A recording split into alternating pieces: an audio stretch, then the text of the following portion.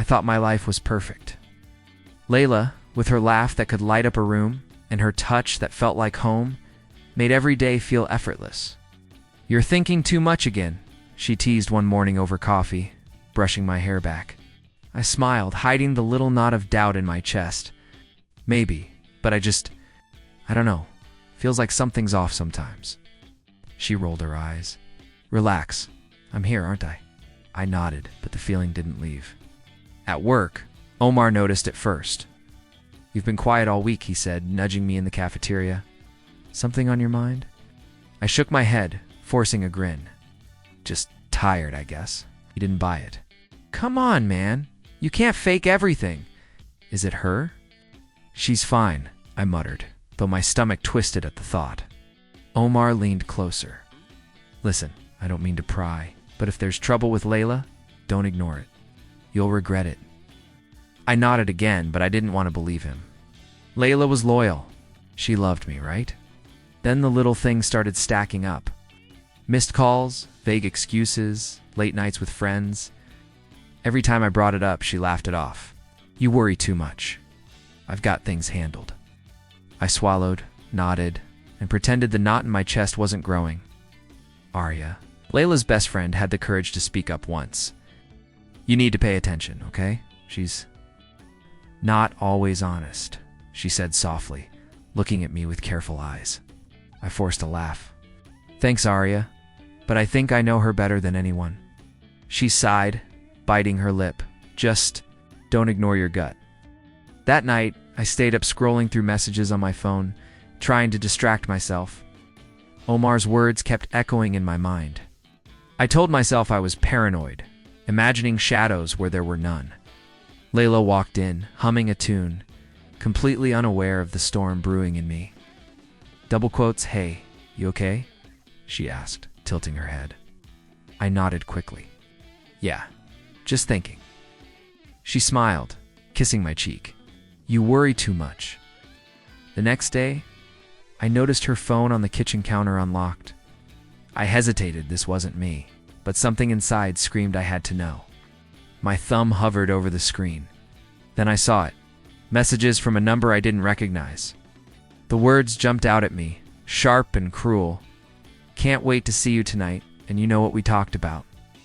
My hands shook, heart pounding. I felt frozen. My mind refused to connect the dots.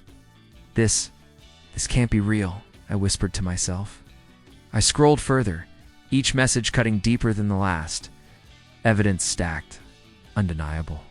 Betrayal, in its rawest form, was staring back at me from Layla's phone. Omar's warning thundered in my ears. I should have listened. I felt anger, confusion, heartbreak, all at once. How could she? How could the person I trusted completely, who I shared every secret with, who promised me the world, betray me like this? I heard footsteps behind me. Layla appeared in the doorway, smiling. "What's up?" "You look stressed." I forced a laugh, trying to hide the tremor in my voice. "Nothing. Just tired." She tilted her head, suspicion flickering in her eyes. "You sure?" I nodded, swallowing the lump in my throat. Yeah, just tired." As she left, I sat down, staring at her phone like it held some kind of secret curse. My perfect illusion, the life I thought I had, crumbled in seconds. I felt small, betrayed, and lost. I didn't know how I'd face her, face myself, or face the world. But one thing was certain. Everything had changed. The life I trusted, the love I believed in it, was gone. And I wasn't sure I'd ever feel the same again. CHP2, I stared at Layla across the small kitchen table, the phone still clutched in my hand like it burned me. "Why?" I asked, my voice barely steady. "Why would you do this?" She looked up, eyes wide, pretending shock. "Do what?" Her tone was light, casual. My chest tightened. "Dante, play dumb." "I saw the messages, Layla. The ones with him. Who is he?" She sighed, leaning back. "I don't know what you're talking about." I laughed, a hollow, bitter sound. "Don't lie to me. I trusted you. I loved you. How long has this been going on?" Her lips pressed together. "It's complicated. I never meant to hurt you. Complicated. I slammed the phone down. You knew exactly what you were doing. I can't believe this. I can't believe you. She reached across the table, trying to touch my hand. I pulled back sharply. Don't. Just don't. Her voice softened. Please, let me explain. Explain. Explain how you've been lying to me every day, laughing with me, sleeping next to me, while my throat tightened. You've been with someone else? I didn't. It's not like that, she said quickly. It wasn't serious. I not serious? I cut her off, my voice rising. Not serious? You've been seeing him behind my back. Every night I thought I had someone I could trust, and I didn't. Every damn night. She flinched. I didn't mean for it to happen, okay? I didn't want to hurt you, then why did you? I shouted, the anger mixing with heartbreak. Why betray me? Why destroy everything? Silence fell for a long moment. Then I heard the familiar ping of a message on her phone. My stomach twisted. She glanced at it, distracted, but I didn't look. I didn't want to see more evidence. I didn't need it. The proof was already here. Later that night, I met Omar at our apartment. Man, are you okay? He asked as soon as I walked in, noticing my pale face. I sank onto the couch, burying my face in my hands. Do you know how it feels to have someone you trusted just lie to your face every day? I muttered. Omar sat beside me, his hand firm on my shoulder. I know it hurts. I'm sorry, man. But you can't let her do this to you. You can't let her break you. I can't even think straight, I admitted. Every memory I had with her feels fake. The laughs, the kisses, even the little arguments. Was any of it real? It was real for you, Omar said firmly. You loved her. That's not fake. But she didn't love you the same way. You need to take control of your life now, not let her keep pulling strings. I shook my head. I don't know if I can. I feel so humiliated, used, and part of me still loves her. I hate that part. That's normal, Omar said quietly. Love doesn't just vanish because someone betrayed you, but you have to make a choice. Do you forgive and risk being hurt again? Or do you walk away and take back your life? I clenched my fists. Walking away feels impossible, but staying feels like dying slowly. Omar nodded. Then make your decision before it makes itself for you.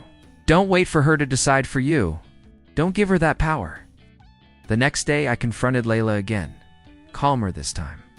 I can't do this, I said, voice low but steady. I can't be with someone I can't trust. I thought love was enough, but it's not. Her eyes filled with tears. I can fix it. Please, just give me a chance. I shook my head. No. I gave you everything, and you threw it away. I'm done. You're leaving me? She whispered. Yes, I said firmly. I'm leaving. Not because I don't love you, but because I do. I love myself too much to stay where I'll only be hurt. As I walked out the door, the weight in my chest didn't lift. The wound was still raw, and maybe it always would be. But for the first time in days, I felt a spark of control, sensed that I was choosing myself, not letting betrayal define me. I didn't look back. My phone buzzed late that evening. Layla. I stared at her name, the familiar weight pressing against my chest. I didn't answer. Instead, I let the message sit. After a long pause, I opened it. I'm sorry. I made a mistake. Can we talk? Please. I set the phone down and exhaled slowly.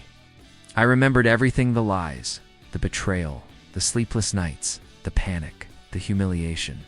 For a moment, part of me wanted to call her, to hear her voice, to feel what I once felt. But I didn't. Omar noticed my hesitation. She's reaching out, he asked quietly, sitting across from me. Yes, I said, voice calm. She's trying. But it's too late. You ready to ignore it completely? He asked. I nodded.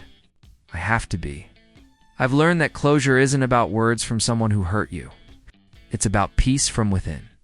I don't need her apology to move on. Later, I walked past the cafe where we used to sit. The same table, same chairs. I paused, running my hand over the worn wood, remembering laughter that now felt like a stranger. I smiled softly, a private acknowledgement. "You were part of my past," I whispered, "not my future." Maya appeared beside me, holding 2 coffees. "Hey," she said gently. "Everything okay?" "At peace," I said. "Finally. It's strange, but good." She handed me a cup. "I'm glad. I can see it in you. You've grown," I admitted. "I've learned that trusting myself is more important than trusting someone else blindly. And that forgiveness doesn't mean going back, it means letting go." She nodded thoughtfully. "And Layla, she's paying the price for her choices," I said, eyes steady. "I don't need to enforce it. Life is doing that already. Karma is complete." We walked together in silence for a moment. No awkwardness, no tension, just the quiet rhythm of 2 people moving forward. I realized that letting go wasn't weakness. It was strength. Later that night, I opened a drawer and pulled out a letter I had written to Layla months ago, but never sent. I read it quietly. "I trusted you, I loved you, and you betrayed that. I hope one day you understand what it means to lose someone who believed in you completely." I folded it back carefully. No anger, no tears, just acknowledgement. I wasn't punishing her. I was closing the chapter. Omar called again. "Feeling lighter?" he asked. "Yes," I said. "Every step, every decision led me here. I'm not defined by her betrayal anymore. I'm stronger, smarter, and free. Good," he said. "That's what I wanted to hear. You've reclaimed yourself." I leaned back in my chair, looking out at the city lights. Each one felt like a small reminder that life goes on, that trust can be rebuilt, that love wasn't lost forever. It was just waiting for someone who deserved it. Maya's message buzzed then. "Dinner tomorrow?" I smiled, fingers hovering over the keyboard before replying. "Absolutely." Looking forward to it, it wasn't a promise of romance yet, but it was hope. A step forward. I had survived the storm, faced the lies, and reclaimed my life. I felt no bitterness, no lingering pain, only clarity.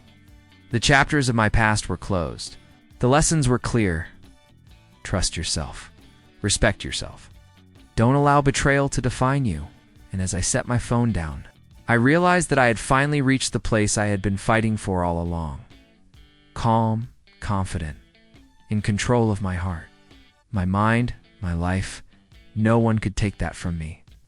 Not Layla, not her lies, not the pain. I had risen above it, and for the first time in months, I truly smiled.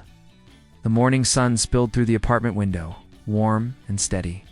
I sipped my coffee, feeling a calm I hadn't known in years. The past Layla, the betrayal, the heartbreak felt distant.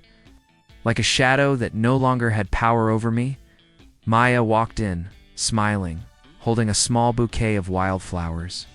"Good morning," she said, setting them on the table. "Morning," I replied, smiling back. "You always know how to brighten the room," she laughed softly. "It's easy when the room already has light." I shook my head. "You don't get it. I've learned how to create my own light, not relying on anyone else to keep me whole." "Impressive," she said, eyes gentle. "I can see it in you. You're at peace." I stirred my coffee slowly. I finally realized that life isn't about revenge or holding grudges. It's about learning, growing, and protecting your heart without closing it off entirely. Maya leaned against the counter. "So, all the pain. It led to this?" "Yes," I said. "Every lie, every betrayal, every sleepless night pushed me to understand who I really am. I trusted blindly, got hurt, and almost lost myself. But I came back stronger, smarter, resilient." She smiled faintly, reaching out to touch my arm. I admired that. "And I'm glad you're here. Not just surviving, but thriving." "Thanks," I said, feeling warmth in her words. "I never thought I'd get here, but I have. And it feels right." We stepped onto the balcony together. the city sprawling below us. I let the wind brush my face, breathing in the moment. You know, I said, for a long time, I let someone else's choices define me. Now, I define myself. My decisions, my values, my happiness, that's power. That's freedom. Maya nodded, quiet and thoughtful. It's beautiful to watch someone take control of their life. Right. I chuckled softly. I used to think strength meant fighting back, seeking revenge. But it's not about that. It's about rising above, finding balance, and letting life handle the rest. She smiled warmly. And you have. I turned to her, eyes steady. I've learned that true love starts with respecting yourself. Everything else follows. I've grown enough to let go of anger, and strong enough to trust again, carefully, wisely. That's my victory. She reached for my hand, and maybe a new beginning. I nodded, squeezing her hand gently. A new dawn, one I choose for myself, and for anyone I let into my life moving forward. The sun rose higher, illuminating the city and the apartment where I finally felt like home. I took a deep breath, letting go of the past completely. I had survived betrayal, faced heartbreak, and reclaimed my life. I was whole. I was ready. And this was only the beginning. I walked into the office, trying to shake off the shadow Layla left over me. Every desk, every laugh, every corner reminded me of her, and I hated it. Hey, are you new? A voice asked. I looked up and saw her, Maya, standing with a folder in her hands. Eyes cautious but alert. Yes, I said, forcing a smile. First week. I'm Maya, she said, extending her hand. I'll show you the ropes if you want. I shook it. Thanks, I appreciate that. She studied me for a moment. You okay? You seem distracted. I laughed lightly, brushing it off. Just settling in. New job jitters. She nodded, but I could tell she sensed something. Over the next few days, we worked together. And I noticed the way she handled trusts, lowly, carefully, always measuring before committing. It was like looking in a mirror, one where I could see who I wanted to become instead of who I was. During lunch, Omar called. How's the rebuilding going? He asked. I'm getting there, I admitted, poking at my salad. But it's hard. Every memory of her feels like a ghost haunting me. You'll get through it, he said firmly. Focus on yourself. Use that pain, I chewed thoughtfully. Use it. How? Don't just sit there. Make moves, rebuild, prove you're still you. Control your life again. Not for her, not for revenge well, maybe a little but for you. I leaned back, staring at the ceiling. He was right. I could let betrayal define me, or I could reclaim my life. I think I'm going to do it, quietly, smartly. What do you mean? I mean, I'm not going to rage or shout or ruin her. I'm going to rebuild myself, watch her from a distance, and let her see that I'm not broken. If karma has to act, I'll let it. Omar laughed softly. That's cold, but effective. I like it. Back at work, I threw myself into projects, making up for lost time. Can you review this report? My manager asked. I nodded, diving in with a focus I hadn't had in months. Maya glanced at me, raising an eyebrow. You've changed, haven't you? Maybe, I said. Just more aware, I guess? She smiled faintly. I get that. Life teaches harsh lessons. I wanted to tell her everything, but I couldn't. Not yet. I had to play this carefully, build my strength before anyone knew my pain. After work, I met Omar for coffee. You're really taking this seriously, he said. I have to, I replied. Every choice I make now counts. I can't afford mistakes. She almost destroyed me, and I won't let that happen again. Good, he said. Just don't lose yourself in the process. You can take back control without becoming someone else. I know, I said, staring at my coffee. I hate how easy it is to remember her laugh, her touch, her smile. I want to forget, but I also want her to see that I'm still standing. Omar smiled. Then you'll do it. One step at a time. That night, I walked past her apartment building. My heart tightened, but I didn't go in. I just watched from across the street. She was there, laughing with someone I didn't recognize. I felt anger, jealousy, and satisfaction all at once. The world hadn't stopped for her. I wasn't going to either. I started planning small moves, attending events she would see me at, reconnecting with friends she ignored, subtly shining in places she couldn't touch. I wanted her to realize that I was alive, thriving. While she was slowly losing her grip on everything, Maya's careful eyes, her quiet trust, her resilience, they reminded me that I could be better, that I could rise without revenge tainting me. My plans weren't cruel. They were subtle, strategic.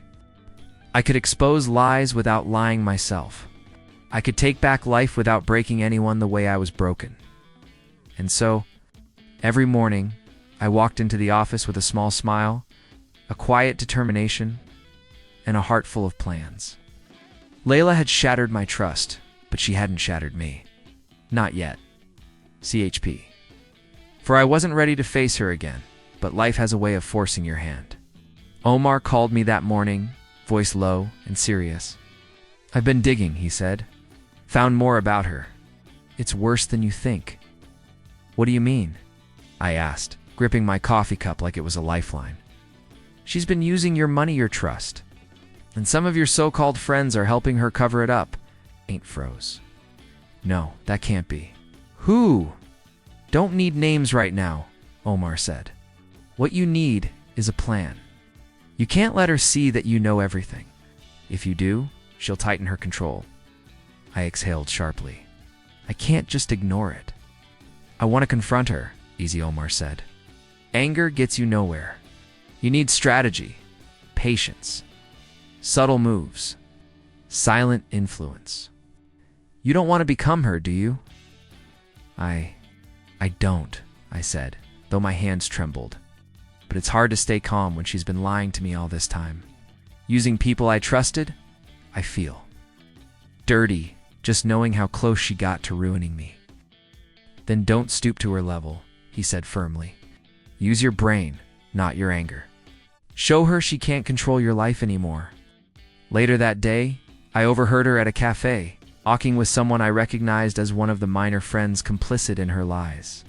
I lingered in the corner, pretending to check emails. "So you covered everything?" she said, voice casual but sharp. "I don't want him finding out." The man laughed nervously. "Yeah, it's all clean. No traces, relax." I felt a surge of anger, but I swallowed it. No yelling, no confrontation. I just smiled to myself, a plan forming. If she thought she was untouchable, I would quietly prove she wasn't. That evening, Omar met me for our usual walk. "You okay?" he asked, noticing my clenched jaw. "Better than okay," I said, trying to sound casual. "I think I can handle this." Carefully. He raised an eyebrow. "Explain. Not going to ruin her publicly, not yet. I'm going to engineer small situations that make her doubt her control. Watch her carefully. Let her feel that she's losing her grip." Omar nodded slowly. "You're talking about silent revenge. That can work. Just don't let it consume you. You're not her." "No," I said. "It's just satisfying to see the cracks start appearing." The next day, I attended a mutual friend's party. Layla was there, radiant as ever, laughing with everyone. I stayed at the edge of the room, observing. A small smile crept across my face when I subtly dropped a hint about her financial indiscretions while talking to a group of friends. I didn't name names, just suggested inconsistencies. "What do you mean?"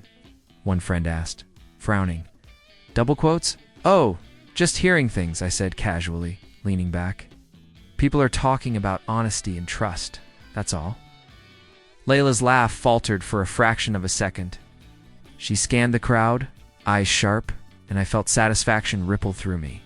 She was questioning her control, feeling that subtle unease I had carried for weeks. Omar texted me later. "Nice work." I smiled at my phone. "Thanks," I muttered. "It's only the beginning. Patience and observation. Let her unravel herself." I spent the following days quietly observing her, Every lie she had told, every secret she had kept, became a tool. I didn't use it maliciously, just as leverage and invisible pressure she couldn't see. The more I planned, the calmer I felt. Anger was still there, simmering, but it was no longer in control.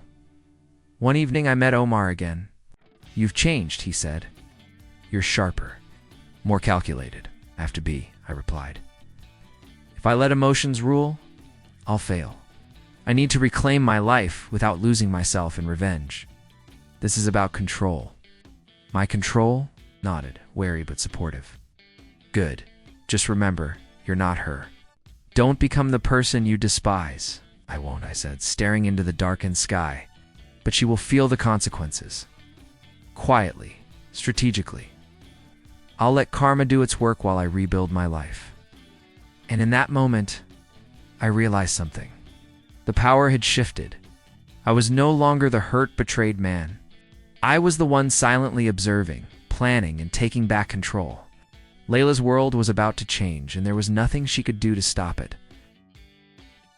I watched from the corner of the cafe, my coffee untouched, as Layla walked in with her usual confident smile. Except today, it faltered. She scanned the room like she was expecting applause, but instead she found whispers. Friends I had once trusted, nodding at each other, eyes narrowed, murmuring things I couldn't hear. "What's going on?" Layla asked, voice tense as she sat down with her group. One friend, Nina, leaned forward. "I just heard some things. About trust, about honesty." Layla laughed nervously. "What do you mean?" "Everything's fine. You know me?" Another friend spoke, voice low but firm. "Are you sure? Because some people are saying things aren't adding up." I kept my head down, watching the panic creep in. Her fingers drummed the table, her smile slipping, her confidence unraveling piece by piece. Later, Omar called. "You seeing this?" he asked, excitement in his voice. "I am," I admitted. "And I'm not even touching it. Just letting it happen naturally." "Good," he said. "Slow burn. That's the key. Don't let satisfaction turn into arrogance. Keep observing." I leaned back, taking a sip of coffee. It was strange, the way I felt. Satisfaction, yes, but not cruelty. I didn't want to hurt high, just wanted truth to catch up to lies. Karma, I realized, wasn't something I had to enforce. It was inevitable. The next day at work, Maya glanced at me. "You seem different, stronger, calm." I gave a small smile. "I've learned patience is more powerful than anger." She nodded, but her eyes held curiosity, admiration. "I can tell. People notice it, you know." "Maybe," I said, letting my tone remain casual. I didn't need her praise. Observing her respect felt enough. Quiet validation that I was moving forward without losing myself. Meanwhile, Layla's circle started turning. Messages I didn't send, calls I didn't make, rumors she had planted against me, each one returned like a boomerang. I could see her anxiety grow in subtle ways. Checking phones. Tense laughter, hurried conversations that ended abruptly. At one gathering, her friend Arya confronted her quietly. "I can't keep covering for you," she said. "It's too much. People are noticing, and it's only going to get worse." Layla's eyes widened. "Arya, please. You don't understand." "I do," Arya replied. I can't lie anymore.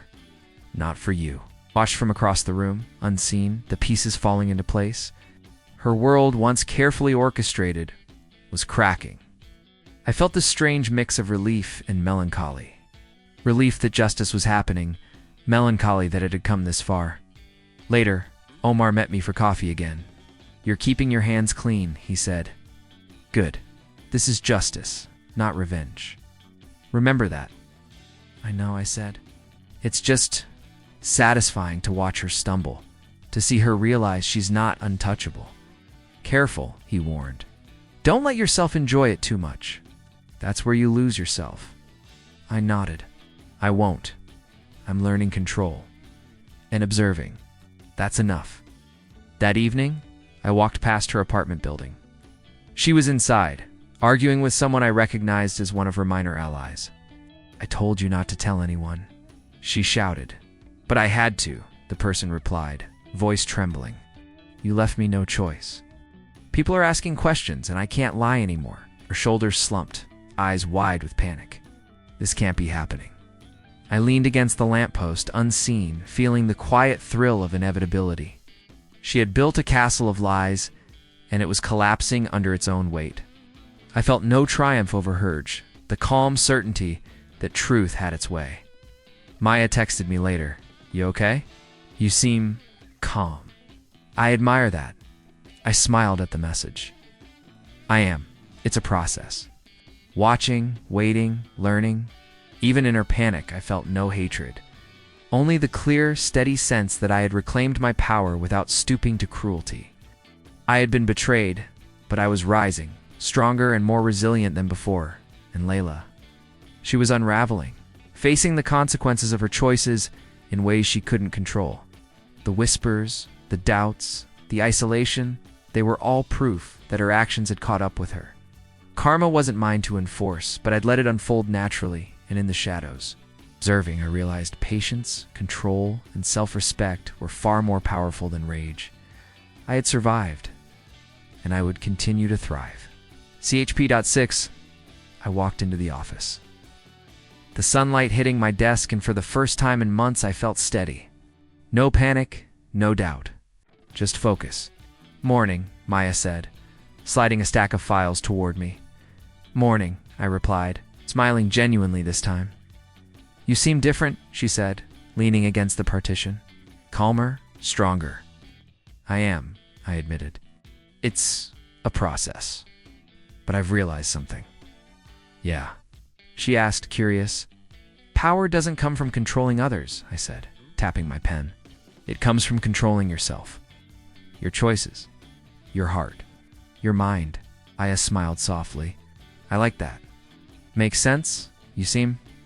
"At peace I am," I said. "I'm learning to forgive, not her, but myself. For trusting, for loving fully." "That was never a weakness," Omar called later. "You sound different," he said when I picked up. "Confident, calm." "I've been reflecting," I said. "I've rebuilt some control. Focused on my work. Reconnected with friends. I've stopped letting betrayal dictate my life." "Good," Omar said. "Remember, resilience doesn't mean ignoring pain. It means using it to grow. You've got that now." "I know," I said, watching the rain outside the window. "I've learned patience, self-respect, and the strength to move forward without holding grudges." Later that week, I revisited the park where Layla and I used to meet. I stopped near the fountain, remembering how we'd laughed, argued, and dreamed together. My chest tightened for a second, but then I breathed out, letting the past go. "This was mine once," I whispered to myself. "Now it's just a memory, nothing more." Maya appeared, jogging lightly along the path. "Hey," she said, smiling.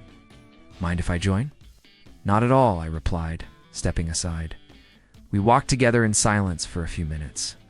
Then she asked, "How did you get so composed?" I chuckled softly. I realized I was giving away my power, letting someone else's choices define me. "I had to take it back, and you did?" she asked. "Yes," I said firmly. "Step by step, quietly, without hurting anyone else. That's the real victory." She nodded, admiration clear in her eyes. "I can see that, and I respect it."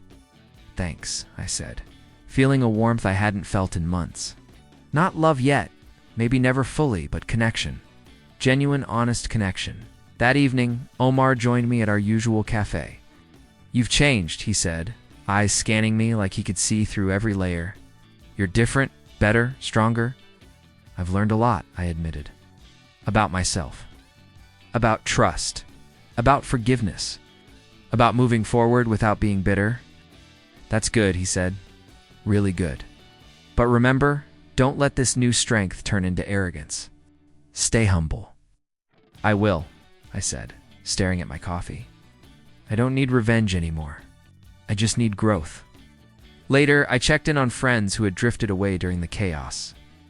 Reconnecting reminded me that life had more to offer than heartbreak and betrayal. Every smile, every conversation felt like proof I could still trust, still care, still thrive. Maya texted me that night. "Dinner tomorrow? I'd love to talk." I typed back, "Absolutely." "See you then." It wasn't just a date, it was a symbol of moving forward.